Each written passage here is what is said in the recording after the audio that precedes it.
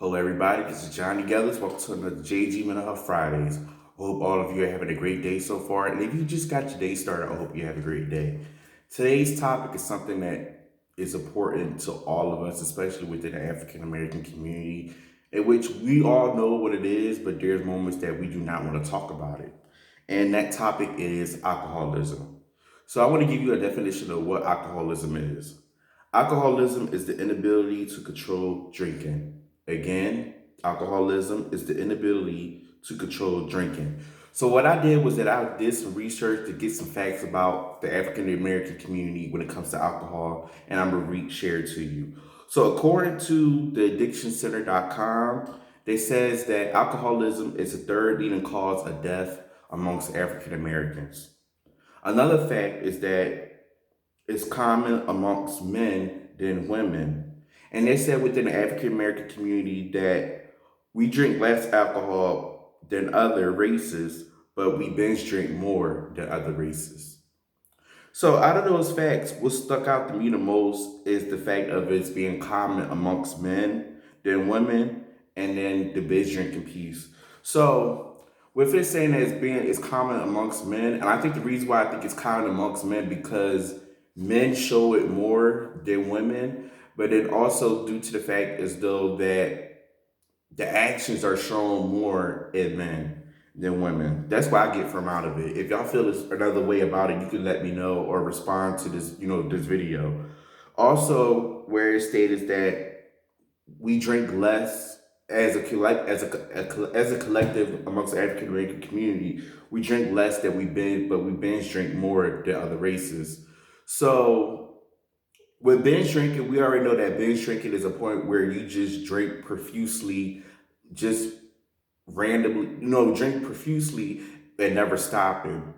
And that kind of stuck out to me because of the fact that there are moments where at any social gathering or any moment that we're around friends and things like that, that we do, have a drink here and there. But it says that we binge drink more than other races. So what I want to share with you, on which I want to give you a definition of what binge drinking is, which I'm going to tell you right now.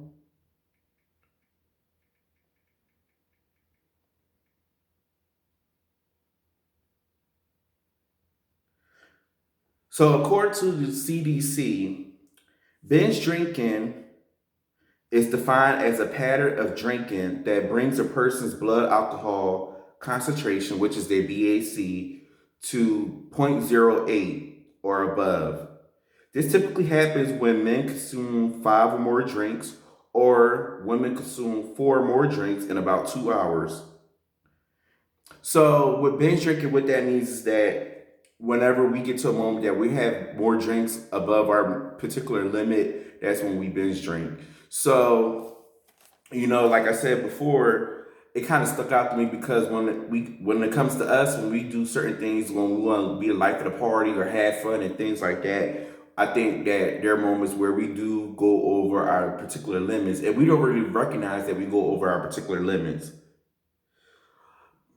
And another piece with this as well, when it comes to the binge drinking piece, is that binge drinking is most common amongst the younger adults. So it's between 18 and 34 years old. And it's common, again, it's common amongst men as well. So, and which that binge drinking piece, it kind of shows that we got to be more aware of how much we drink and know what our limits are. And then with the alcoholism piece is a moment where we can't control our drinking. So binge drinking, we got to really sit down and know what our limit is when it comes to drinking. And then alcoholism is a moment where we just lose control of our drinking. And this is something that's, stands out amongst us because we see it in our own particular households. We see it within our families. We see it amongst our friends. We see it amongst coworkers. We see it around anybody within our collective that alcoholism does exist. And I want to give a story about this as well, a personal story. I know it's alcoholism on both sides of my family, on my mother's side of the family and on my father's side of the family. And And it kind of hits home because of the fact that I back then, like growing up as a kid, you didn't really notice it as much. But then once you're older, you see how much alcohol can take a toll on someone. Some people use alcohol as a way to just cope with things. Some people use alcohol as a way to just get through stress. Some people use it as a use alcohol as a way to just become another person and just tune out certain things. And there's a moment where we got to be able to use other coping exercises and other techniques when it comes to alcohol, and not fall into the point of just drinking to ease the pain, drinking to eliminate the pain, which we're drinking just to eliminate the feelings, but we're not eliminating the problem. And I'm gonna repeat that again. Sometimes when alcoholism comes into play, we do drink to get rid of the feeling, but it doesn't get rid of the problem. So again, if you, for an individual that is known for drinking just to get rid of, or to get rid of like a particular mood or a feeling, you'll see them say, okay, I feel this particular way. Let me go to the store and just grab a case of beer or grab a bottle of wine, and they drink to ease that pain. But then once they drink to ease that pain, that problem's still gonna come back at you. So what you gonna do next if the problem come back at you again? Are you gonna go to the store and grab another case? Or are you gonna go to the store and grab another bottle and things like that? That's what comes into play, and why we gotta pay attention to alcoholism, and how we gotta pay attention to what we do to cope with our particular problems. And the coping exercises I want to leave you with today, in which I have a lot in terms of this. And if you want to jot this down for yourself, or jot this down for anyone that you know that is dealing with the effects of alcoholism, are the following. There is a national hotline when it comes to if you know that you see that you need help within yourself, or you know that someone else that is dealing with a problem, alcoholism, that you can call that hotline number. The second thing is self-help groups. So some self-help groups that are out there is most people already know of Alcoholics Anonymous, but there's other self-help groups that's out there that relates to seeing if you have that particular moment of alcoholism, but then also you tie your alcoholism with another, mental health issue or another problem that you're dealing with. And with those self-help groups, that can help you to figure out what other alternatives that you could do to be able to deal with the particular problems and not run to alcohol as a solution.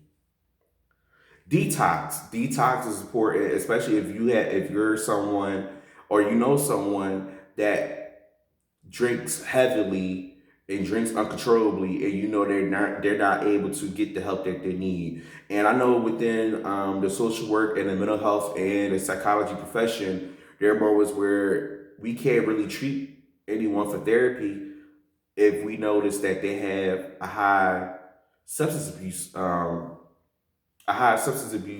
diagnosis, or high substance abuse situation. So we see that that person is well known for having a high risk of alcohol problems, that we got to tell them to go to a substance abuse program to get treated first before we even see them for services. So detox. Another thing is therapy. But like I said before, in order for an individual to seek therapy, they got to be able to get through with the detox of, alcohol and things like that. And those are the coping exercises, and those are the things I want to leave you with today. If you have any words or topics that you want me to address on JG Mental Health Fridays, you can contact me on Facebook, Instagram, LinkedIn, on my website, and on my YouTube channel. Don't forget to subscribe to my channel to check out all the JG Mental Health Friday videos. And I'm going to leave you with the closing message. Reflect on the positives, plan ahead, and relax. Be safe, take care of yourselves. I love all of you. God bless, and peace.